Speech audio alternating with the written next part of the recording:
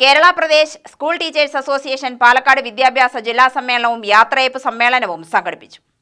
Palakkad KPSTA ഭവനിൽ നടന്ന പരിപാടി VK ശ്രീകണ്ഠൻ MP ഉദ്ഘാടനം ചെയ്തു. സംസ്ഥാന കമ്മിറ്റി അംഗം PG മുരളീകൃഷ്ണൻ മാസ്റ്റർ, സംസ്ഥാന കൗൺസിലർ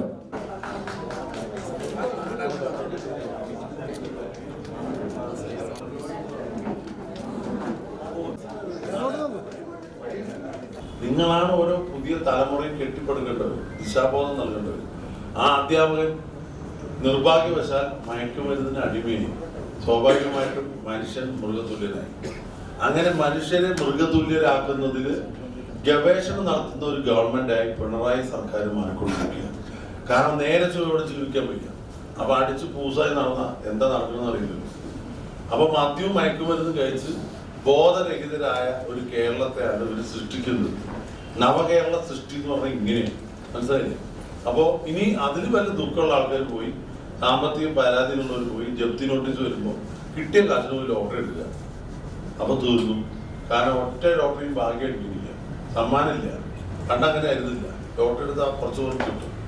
അപ്പൊ ലോട്ടറി മാഫിയ, മദ്യ മാഫിയ, മയക്കുമരുന്ന് മാഫിയ, അരാജകത്വം നാട്ടിൽ കൊടികുത്തി വാഴുകയാണ്. കാരണം പ്രസിഡന്റ് V രാജീവ് അധ്യക്ഷനായി.